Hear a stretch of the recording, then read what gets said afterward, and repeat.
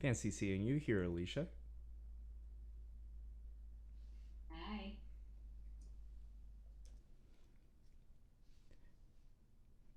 So I believe the only place that doesn't have the Brilliant Labs meet link, this link, is in the original thing link that we posted.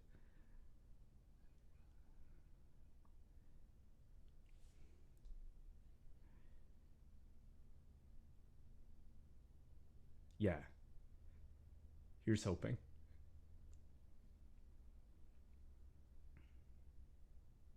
I mean, I could try to change that tag. I think the potential damage is likely already done.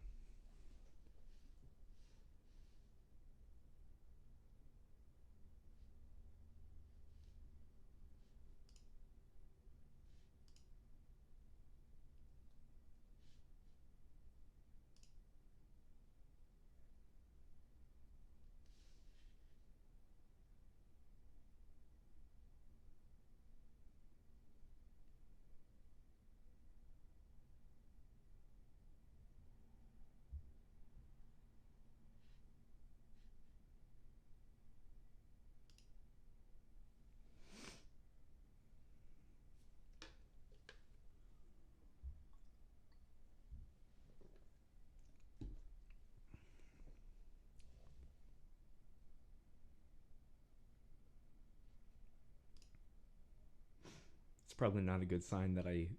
This is the first time this week that I hear my computer fan revving up. It'll be fine.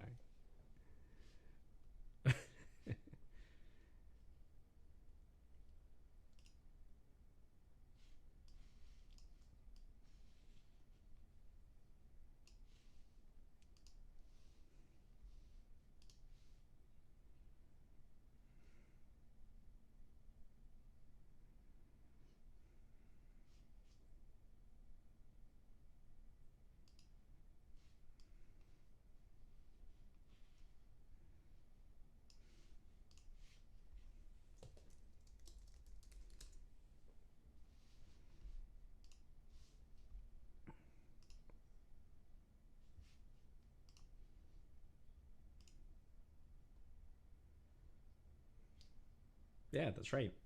We're just trying to do a couple of things behind the scenes right now to make it even more immersive without the need for goggles. The goggles definitely make it crazy immersive. I remember my unfortunate parents. They're not unfortunate, they're wonderful. But the first time that I had a Oculus Rift at home, they were over and I put them in the roller coaster, and my father just wouldn't do it. And mom, she's usually up for anything. She put the goggles on, one look. I've never seen her throw anything across the room. She threw the headset.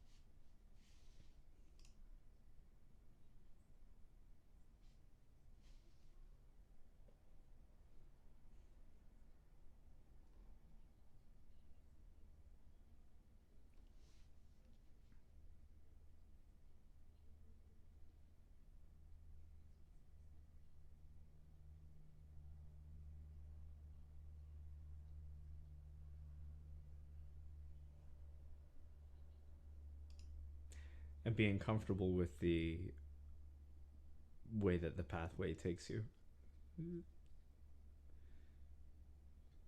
Look out for the roots along the path, the potential obstacles and frustrations. Mr. Keys.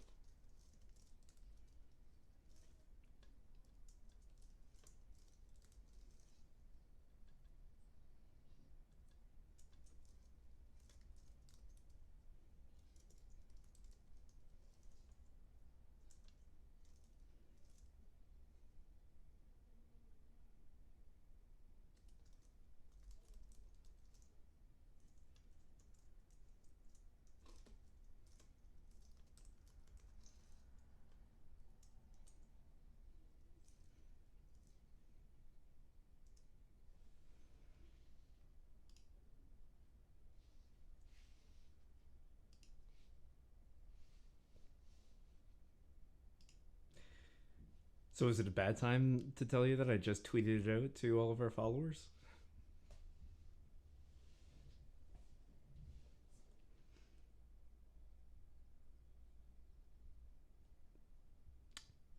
Dozens, Josh. Mary, good to see you.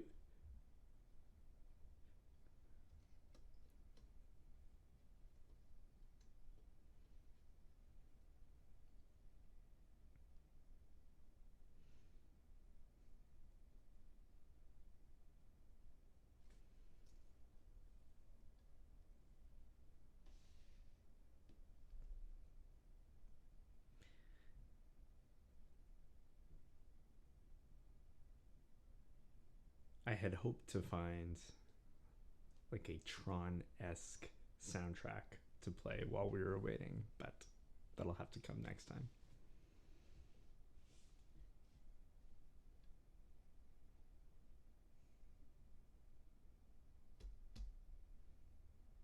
Yeah, Mary, how did you join us here? So all.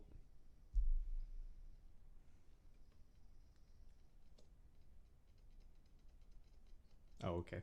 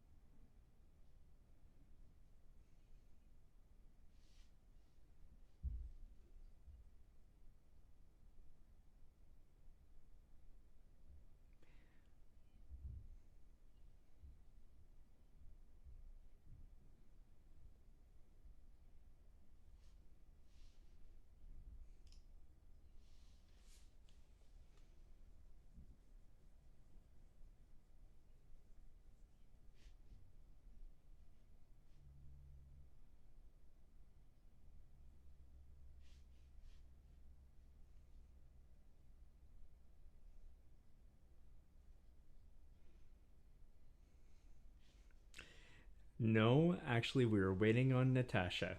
She just texted. She's on her way. She is in control. So, uh, this isn't the first time that Brilliant Labs has considered the role of virtual reality or augmented reality and mixed reality. We were lucky enough to have a number of students a few years ago when Microsoft. I think Microsoft really was the first company to reduce the price or and the size and the computer requirements, such that their headsets were a little bit more accessible for us to support in projects. All this to say, we actually have a hidden, and I just asked Jeff to make it active, and maybe at the end of the session I'll share the link.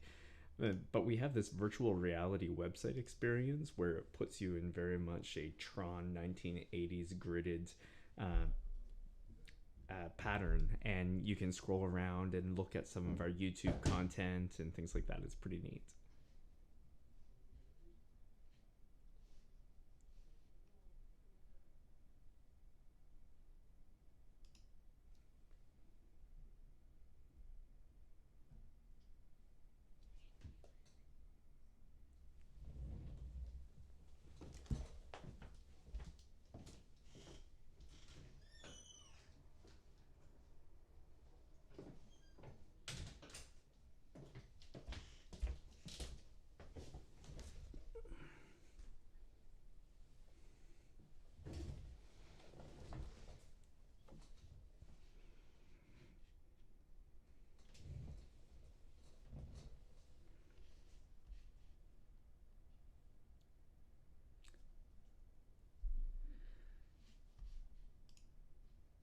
Should we pretend that we didn't just tell everyone that she loves to have the control?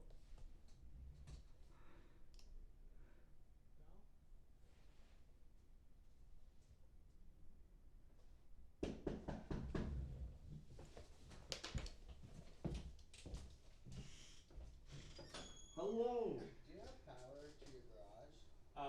Yeah. Are you not getting any power in there? No, not The at breaker all. tripped yesterday too. Anyway, I'll go downstairs and turn it on. If not, there's a plug right there. Okay, Okay. sweet. Or we can just use that for action. Perfect. I was just gonna ask you. I'm getting ready for a meeting here, so. Okay. Okay. Thanks.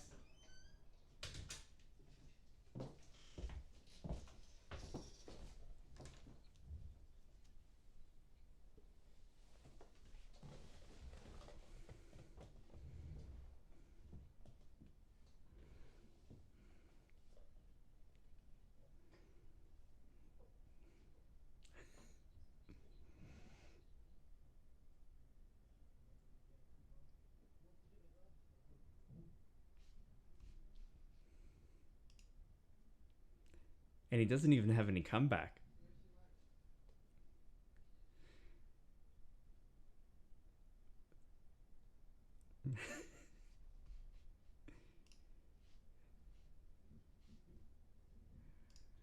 Josh, are you preparing to share your screen?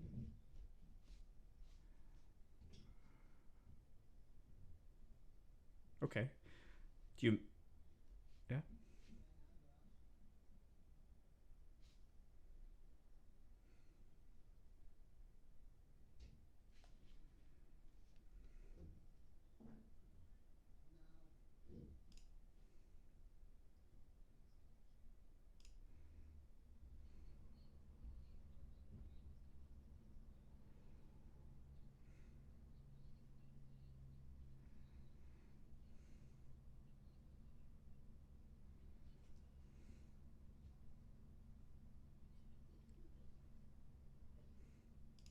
Faites, faites attention à vos dactylographations.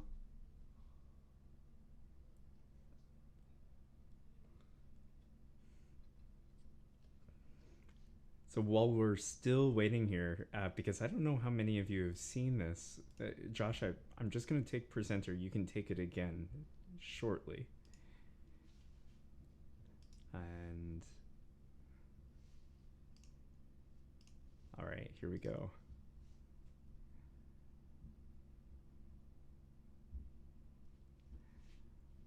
So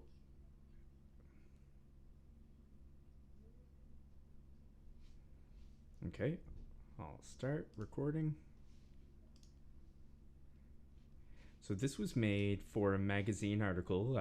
For those of you who do not know, Brilliant Labs, one of the many things that we do, we have a magazine. And this was in one of the earlier editions, and there is a how-to, a DIY article on how to create your own virtual experience like this. And you can see that some of our virtual website content is here.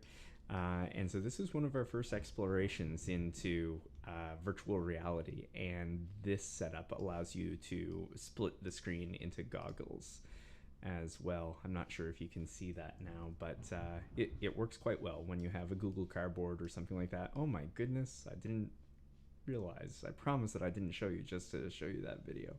But you can even interact with some of this content as well, or you used to be able to. Anyway, it's a nice little artifact reminder of years past at Brilliant Labs.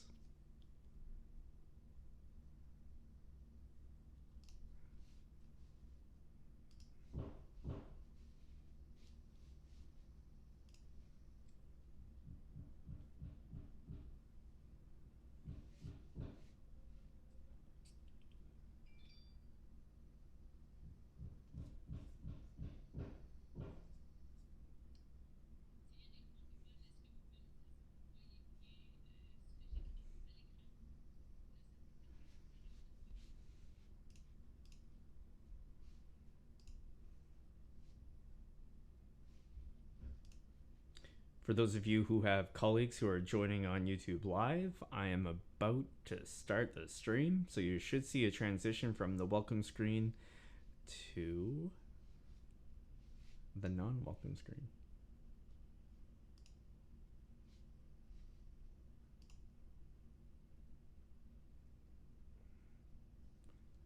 Wow, those closed captioning, that's so neat.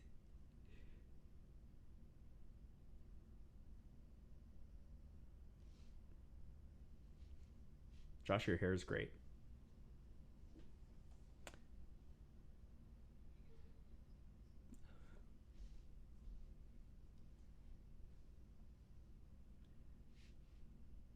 Okay, so we have one more minute.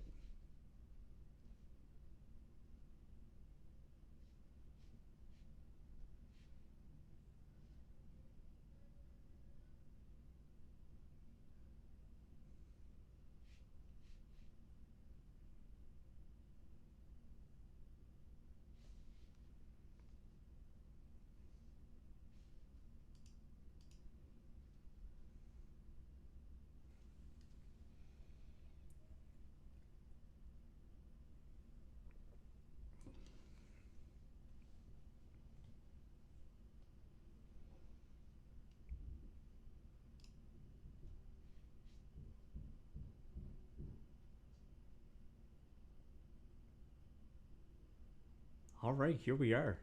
I can't even say that it's virtually 1 o'clock. It is 1 o'clock. So welcome to everyone. It's great, as Alicia said a few moments ago, that we see all these familiar names that have been joining us. It's now Wednesday for the last couple of days. So welcome, and welcome to the new viewers. For those of you who are just joining us today, or should I talk really fast, Natasha, so that you can type the closed captioning?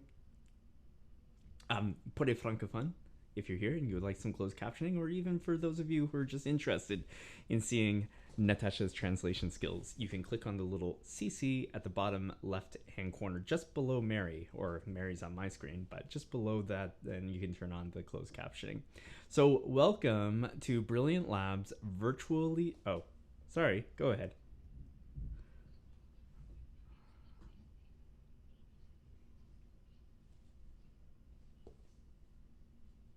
Mais voilà.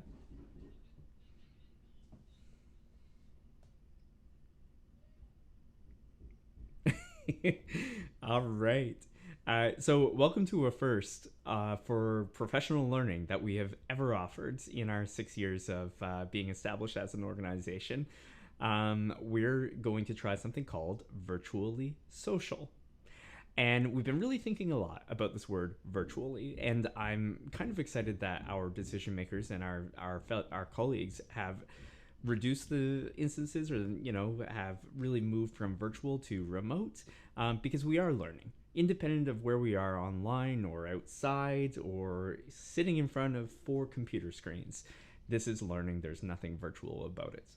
However, there are many virtual experiences that our students can use to engage in that learning. And so today, we're really pleased to give you the first looks at a new platform that we are experimenting with. And there's a reason why I'm using the word experiment, as you will soon see. We're joined here by a number of our Brilliant Labs Labo Creative colleagues. We have Natasha, Mary, Alicia, and we have Josh.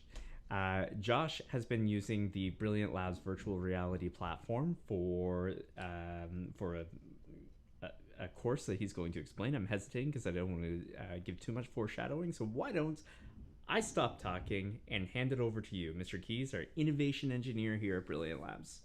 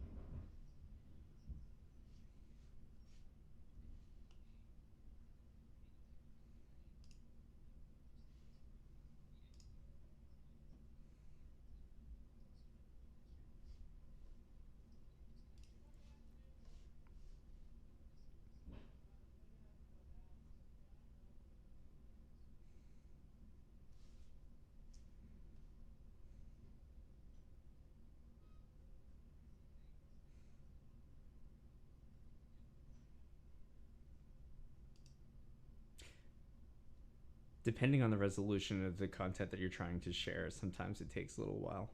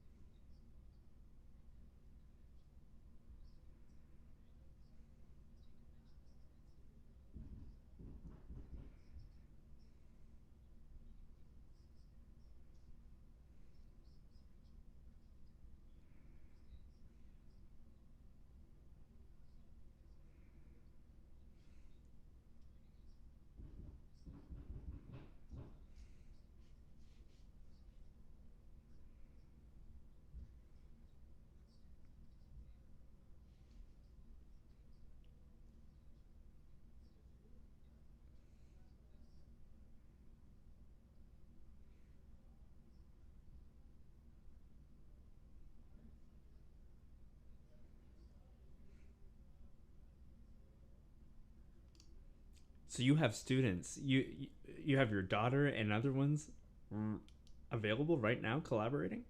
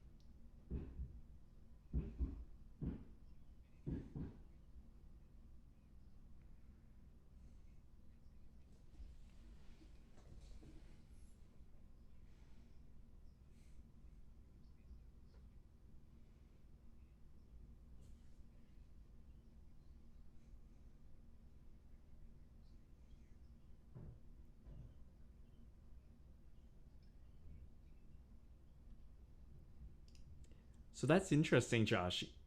You mean de- depending on where the avatars are and your relative position to that avatar is how loud you will hear the virtual student or the actual student.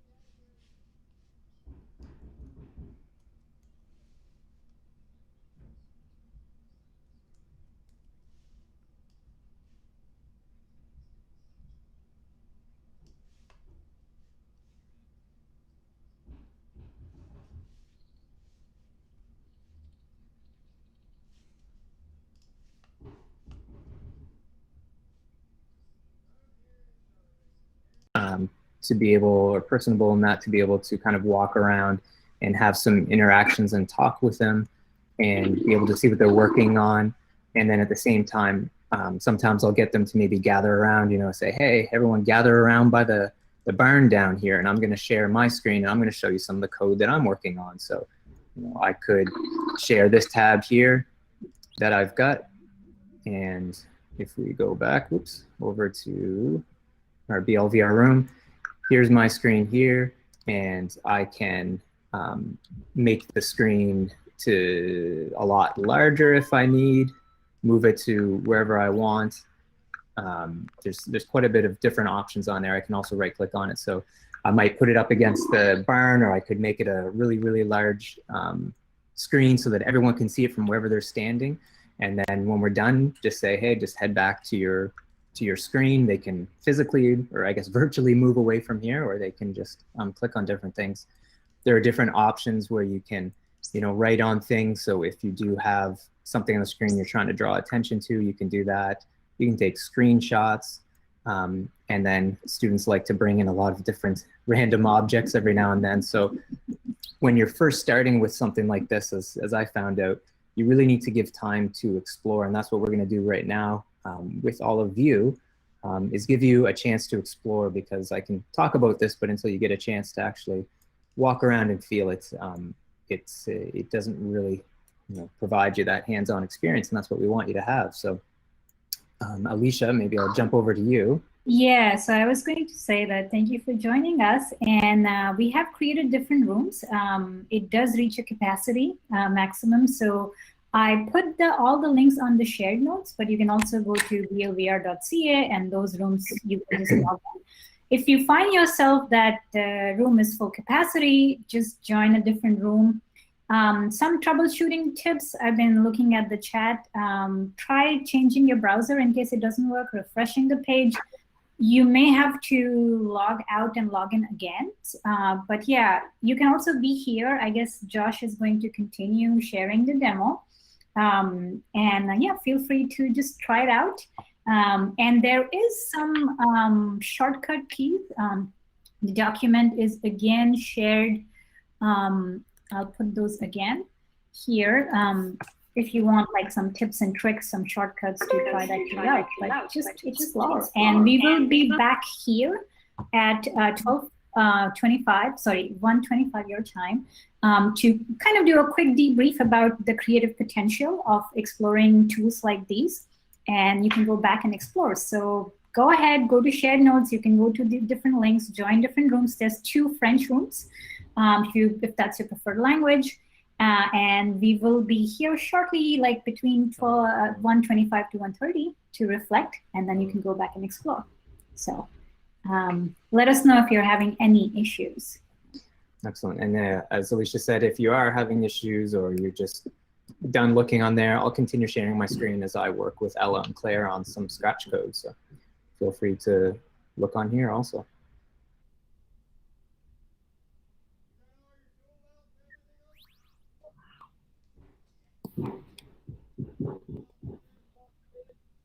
Hi, Melanie. Hi, Melanie.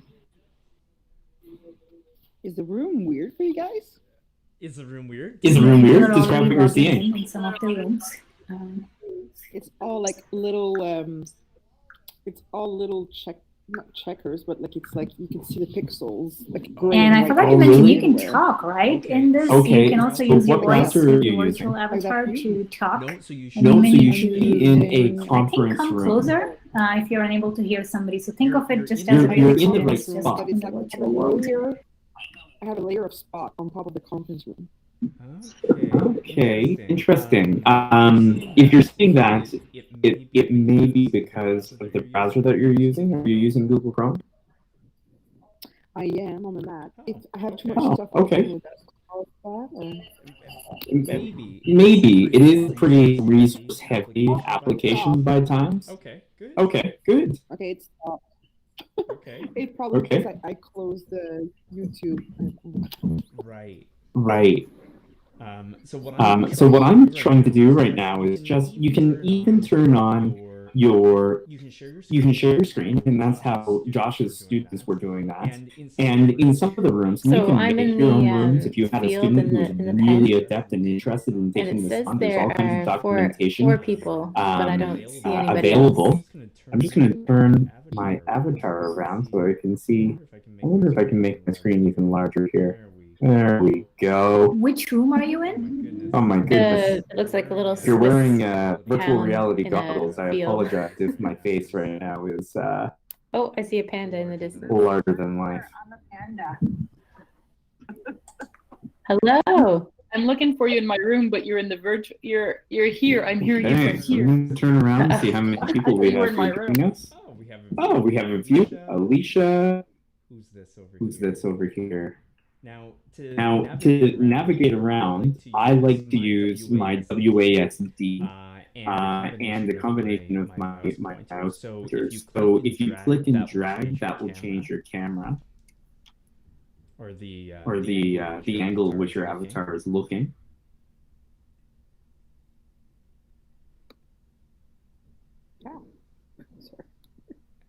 And let's say you want to click on my video that you see at the front of the room and just have that fill your screen. You can hold down your right mouse button. And so this is how let's say that you're teaching and you want to use this virtual environment to share something very traditional, something very common in a classroom like a PDF. Well, you can click on the magic wand up in the center of your screen, and as long as the PDF is linked to a URL, so let's say that it's posted on your OneDrive or on your G Drive or somewhere on a website that you found, that will upload it into this virtual space, and then students can actually copy that and then flip through the pages on their own. You can see what page they're on.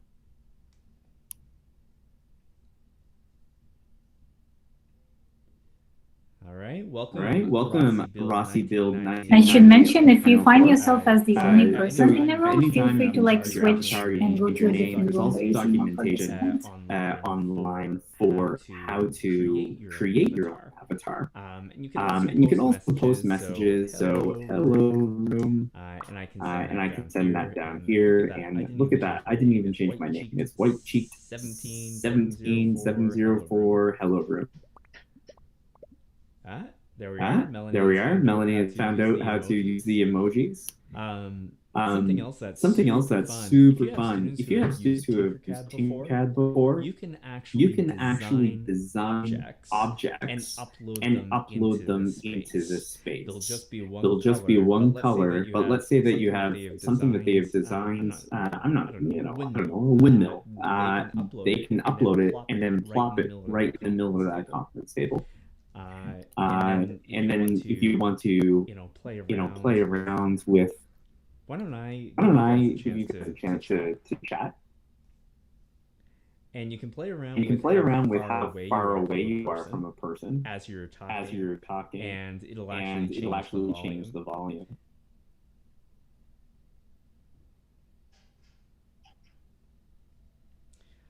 So I'll just keep talking here for a moment. The further away that you get from me as an avatar, not necessarily my face on the screen, because that's a little disorienting. The louder I should get, or the softer I should get. I forget what I said. Hello, welcome everyone.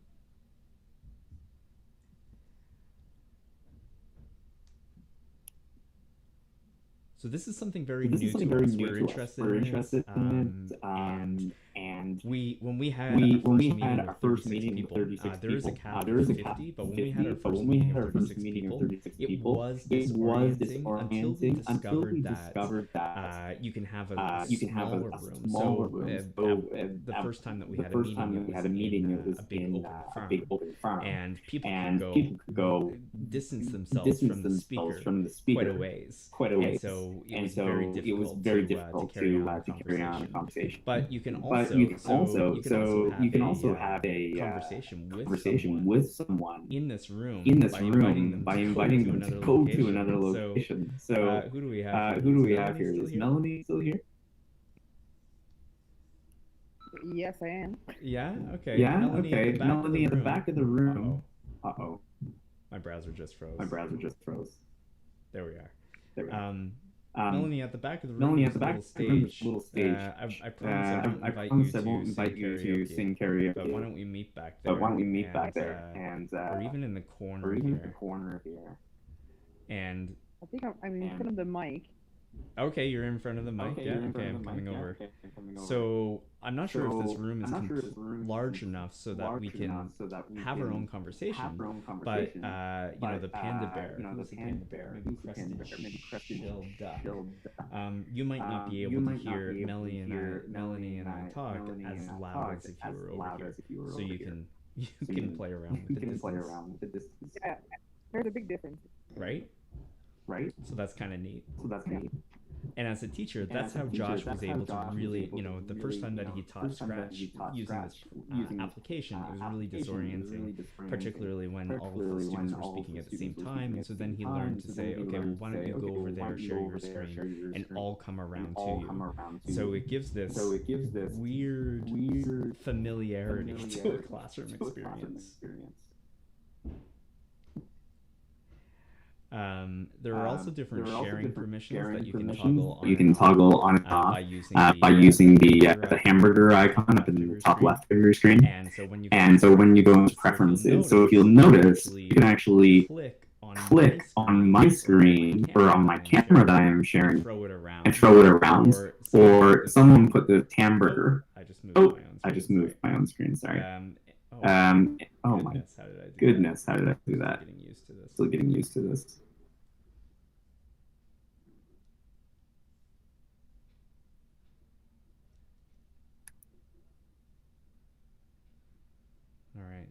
All right.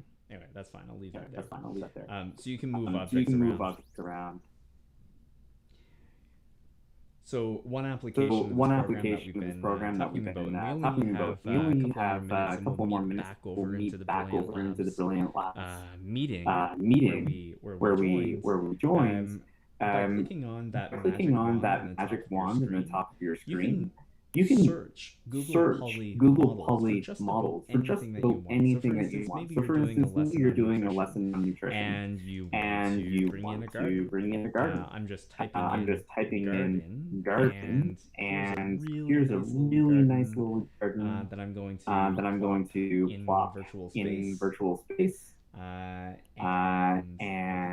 I can take that garden and I'm going to put it in the center of the table. And if I hold shift and click, left click, I can make it larger.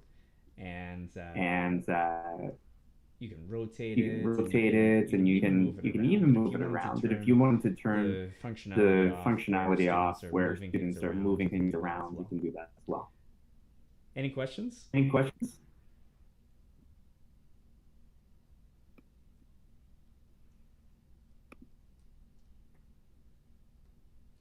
You can even walk behind the video camera. See yourself in reverse.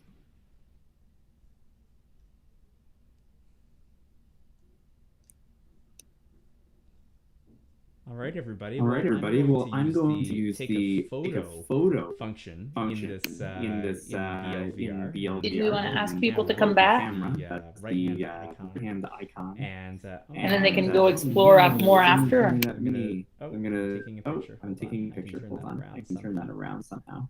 Somehow.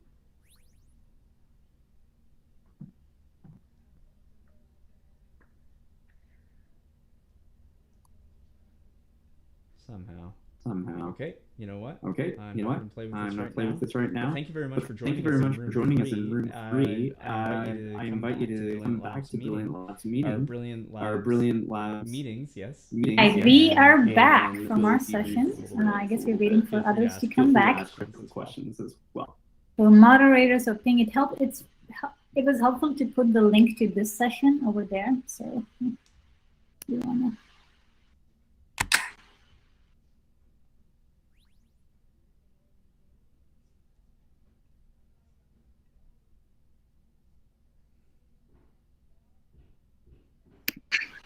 People are very still into it.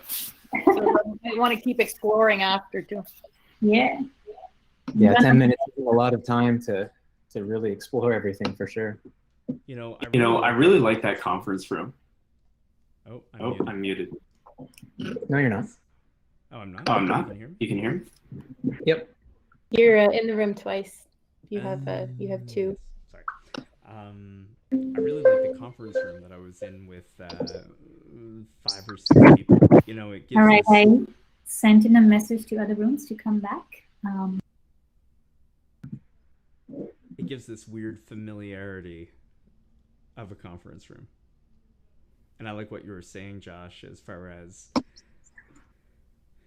your behavior in the virtual space begins to mimic your behavior that you would have in a physical space like that, a non-visual representation. I can't put it into words. It just has that effect. Like when I imagine doing this same thing with Zoom or anything else with any of the students, it seems to lack that, you know, that there's just more connection there with it. The ability to kind of walk around, even though you're looking at an avatar of someone, it feels much more in person and real. I really like that part of it. And it was also neat to see on the first few sessions that I had when I had a lot of students, just having the students, again, it would have been better to maybe focus on just letting them explore for the first session, but having them interact with each other was really neat to see. So a lot of students were kind of going off in little groups, whatever, and chatting about, you know, games they were playing or things they were doing. And it was really neat because in a Zoom or any one of these video settings, if everyone was talking, everyone would have heard it. But it was neat how they kind of all dispersed to different areas. They could all chat, so you kind of facilitated that, made sure that everything was good, go around, talk to people. And, you know, if they wanted to take a break from coding and do that, that was fine by me. Or they could chat while they were coding and they would help each other. And I had one student who was going around the room helping some other students. And that was great. I mean, he kind of walked around and was like, oh, I know how to do that, you know, click on it, and then just started helping with that. So it's really neat to be able to, it's good and bad at the same time some of the times with that. The voice is not going across the whole room, but again, it's more realistic, and it allowed kind of students to go in different areas, have their own discussions going on. But just like in the classroom, you facilitate and moderate, and you go to these different places, make sure, you know, if they're not actually working on stuff, be like, hey, you know, let's look at some code. But it's really interesting, the different dynamics that happen with it. I'm curious to learn from our participants, if you have tried, I know it's a little time, but still enough, like, where do you see an opportunity to try to explore a tool like this in your classroom or outside your classroom? Do you have any ideas? You can share it on the public chat. Feel free to unmute yourself. We'd love to hear from you.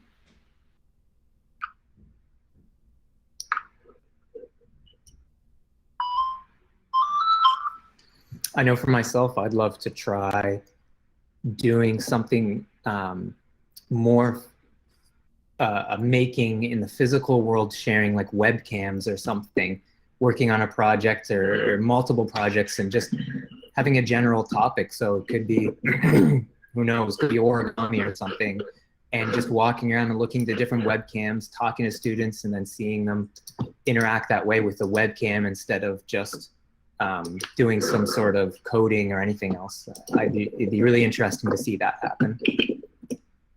I think it's interesting that some of the tools, like the Scratch and other creative tools, you can't like share or work on a project at the same time. But I guess when you're in a physical space, you can sit around the computer and work collaboratively that way. But if you don't have an opportunity like that, I guess it's interesting that, as you mentioned, you can screen share and still have the same experience as you had, or maybe even more.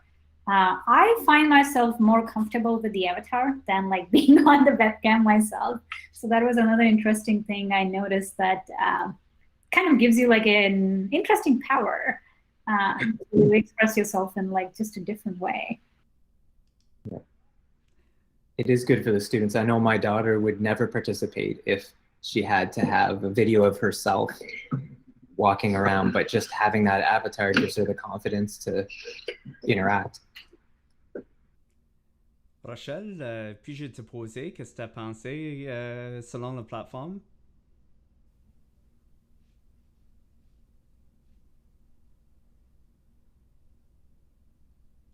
trouve ça vraiment très intéressant. J'ai un petit peu de misère à comprendre comment ça fonctionne, là. Mais il y a beaucoup de potentiel à explorer. J'aimerais vraiment en apprendre plus, là. Oui. J'ai un petit peu de difficulté à comprendre comment ça fonctionne, là. Oui. Et on a trouvé la même chose comme la première fois qu'on a eu une réunion comme une équipe de labo créatif. On a eu une vingtaine, 30 personnes dans la même... en tout cas, c'était une femme, une firme. Donc, il y avait comme moi, puis Josh à un côté, et puis les autres personnes. Et comme Josh a dit, votre équipe prend une forme de la salle virtuelle que tu as choisie. Mais après ça, la première fois que j'ai vraiment réalisé le potentiel était quand Josh est invité ses filles pour partager leur code. Et ça là, c'était vraiment intéressant pour avoir une exposition de pensée, une exposition de travail des élèves. Ça là, particulièrement si on n'a pas une salle de classe physique, c'est une dynamique tellement intéressante. Mais il y a de frustration au commencement.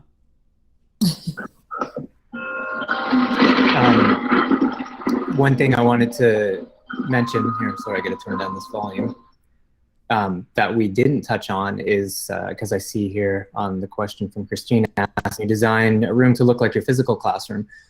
We didn't talk at all that you can do complete customization and design your own virtual spaces, your own avatars, everything. There is a program or software called Spoke. I'll just post the link here in the chat. And with that, you can do some virtual creation. So Jeff Henniger, I see you typing there. Jeff, if you want to pop on with the microphone, it'd be great for you to talk just a second about that, as I know you've done a lot of that.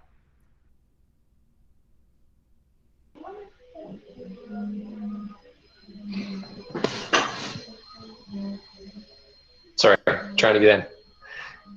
Yeah, so I've done a little bit. It's nice the same way that when you were just in that environment, you could pull in some objects. You can do that where you're designing a room. So instead of pulling in like a fish tank or a hamburger, you could pull in a countertop, or you could pull in like a whiteboard to put on the wall, or other things for an environment that might be nice to have in your physical space. Another nice way that you can customize things is a lot of kids are familiar with using Tinkercad. Kids can build their own items from scratch in Tinkercad, and then they just drag and drop right into the platform, either into the Creator, the Spoke program that Josh was talking about, but you can also drag and drop items that you make directly into the environment. And if I understand correctly, you have a video demoing some of this that you're going to be releasing? Not me, it's somewhere. Yeah, we'll get that posted and we'll share it out with the email, I think, is the plan. Excellent.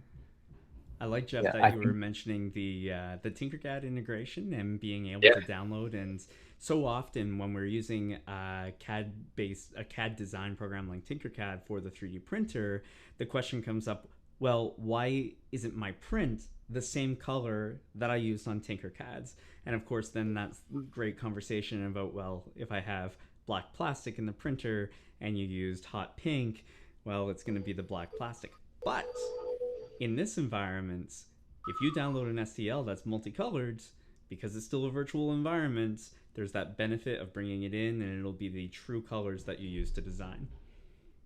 And I guess for a lot of schools, it gets very disappointing who don't have access through a 3D printer, and like using services like Shapeface get very expensive. Some have it, but filament costs money. On the other hand, also creates this, kind of waste. That's a different topic. But I guess this kind of brings in that element of you can try, and would be an interesting way for students to explore, not just designing something in 3D, but also thinking in 3D. Teaching kids three-dimensional computer-aided design, a lot of them have this issue, not about using a tool or a technique, but just having this awareness of themselves in a three-dimensional space.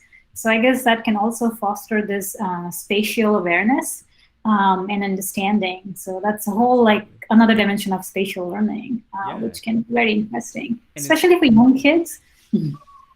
It leads to this conversation of how do our students form conceptualization of their knowledge? And there's this amazing, vast amount of literature that talks about the virtuality of knowledge and how our students may be more adept at than adults of taking their knowledge concepts and being able to apply them. Transferable skills, we were talking about earlier.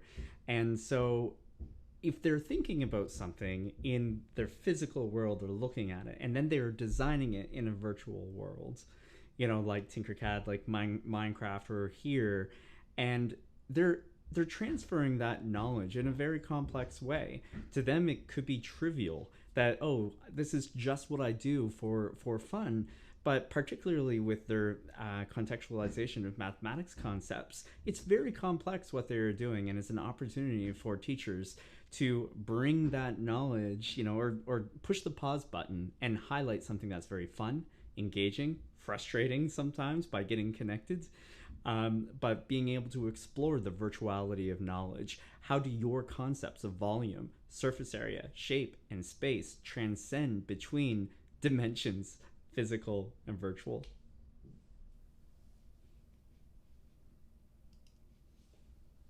Does anyone, as Alicia mentioned, anyone want to speak to any of their experience that they had? We'd love to just hear from any of you. Put it in the chat or turn on your mic or your webcam, anything. Just give maybe a bit of feedback on what you saw or what you got to try. We'd love to know. You can also share like the problems that you anticipate while exploring this. So we can also do a collaborative problem solving here. Definitely. As I mentioned, it was a bit of a problem in the very first time that I used it with that large class. And I think just coming prepared for those sorts of things with educating the students ahead of time, letting them know that they need to keep their microphones muted. And we talked about having sort of signals that you could throw up. Maybe when you throw a giant hamburger up in the sky, it means everyone come gather over by the hamburger and we're gonna have a talk.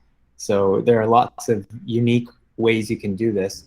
And the nice thing is that because this is sort of a platform that's open source and still being supported, there's forums for Mozilla Hubs that people are still putting in their requests for different things. So people have asked to have the audio be able to go further. So I would love to be able to have the option to override that distance as the facilitator and be able to speak to everyone at once. And I know that when I look in the forums, other people are asking for those same things. So definitely get your questions on that out there if you do have them. Yeah, I wanted to point out that also see that as a creative opportunity, because most of the virtual world, I have noticed that, again, you have this teacher voice, very loud, and then you have the student voice.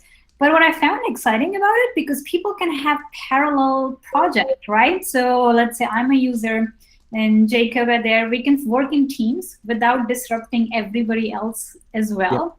Yeah. So I guess I haven't been able to fully explore the idea of like the space within the virtual world, maybe because I need to do some more experimentation with it. But that could be interesting because then learning is not just in the sequence or steps, but you might have these like side parallel conversations, kind of like small huddles.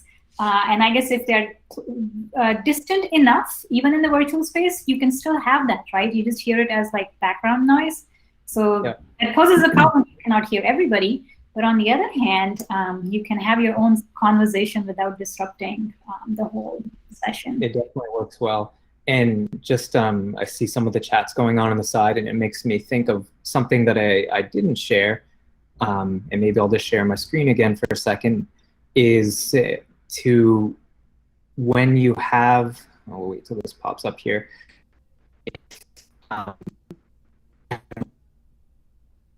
screen, and you wanted to maybe monitor both of us, had students kind of do a split screen.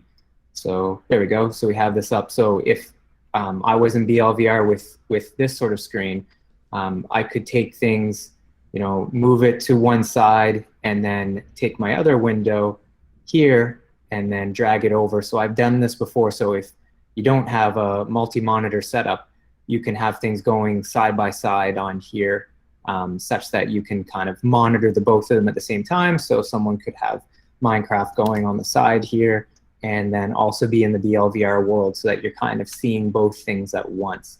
If you have multiple monitors, it works fantastic that way. But if you don't, it gives you an option for the students. And that's something that I made a quick video showing the students how to do that before we had our first session, so that they all came prepared with their split screens.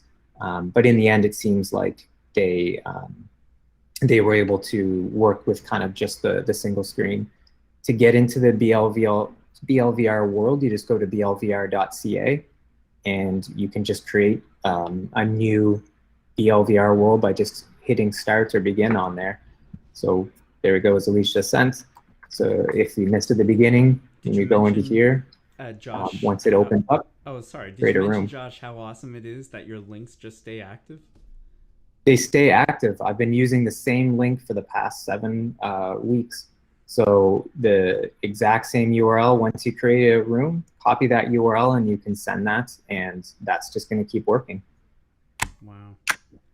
You know, I'm thinking about team teaching, and you know, we're looking for opportunities because this is so interesting, and who knows when we integrate it into practice. And maybe this is just another example of where we have to be increasingly nimble as we explore these new instructional strategies or collaborative strategies, but in a big open virtual space where you can have your teaching team right there with you without being with you, and engaging in all of those student conversations, and being flexible with the size of the groups and who's in your group.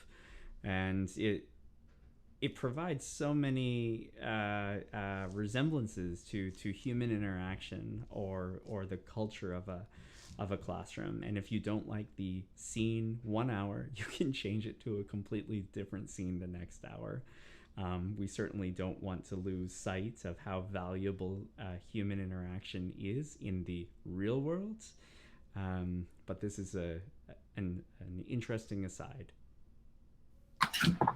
To add that, maybe Natasha can talk more about it, but any tool without the right context and the culture can be like destructive or not less meaningful. So I guess we want all of you to go beyond the tools. Think of it as a pathway to set up a culture, to create that learning context for your classroom. So it's not just a technique, like you use this option, because that's something people can figure out. Just they have to try a few times. But what you are creating an experience, that's more personal. That's relevant to your own needs, to your students' needs. So we really hope that you can go beyond this tool and think about interesting ways to make your classroom or outside classroom experience more meaningful for yourself and for your students. I wonder if a parent-teacher meeting in the VR, how will that happen? That would be an interesting thing.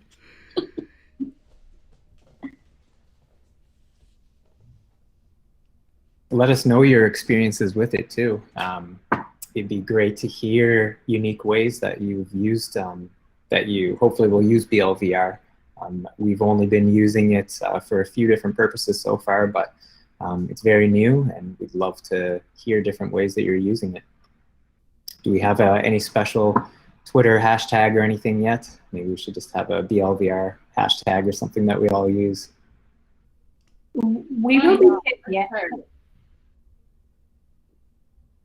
Sorry. What was that? We can start it.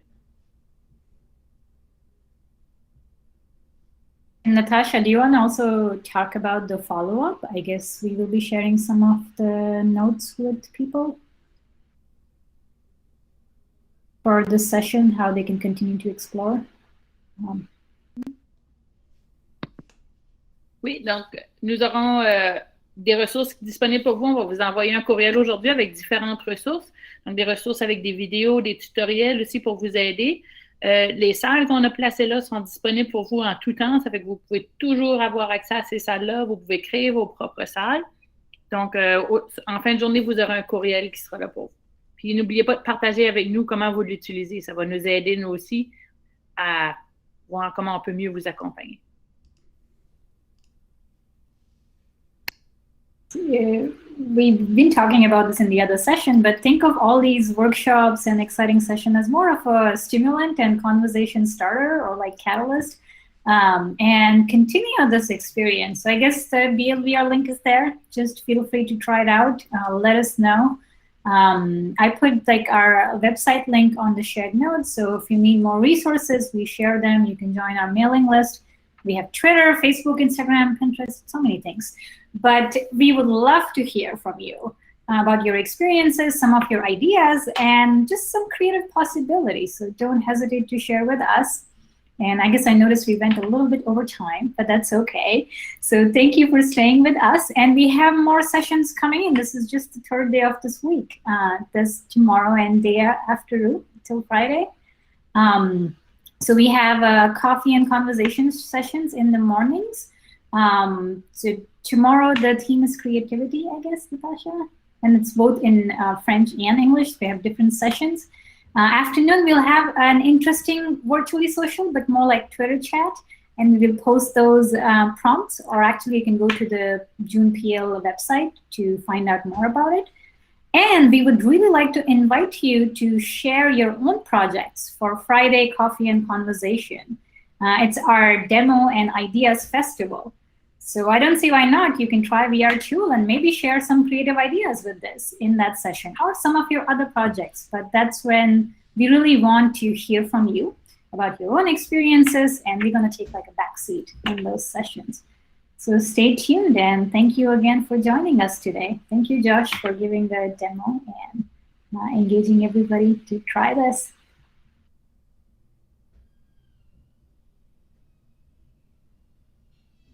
All right, that's great. I'm just going to let everyone know we will stay around just for a few more moments. I'm going to take this opportunity to stop the YouTube stream and then to end this recording. As we've said many times before today and the rest of the days, these recordings are just meant to continue the conversation and to be shared with your colleagues in the event that they haven't been able to join.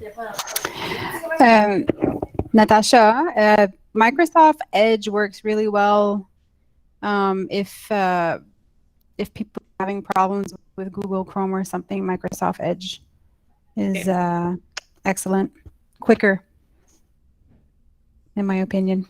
Merci. De rien.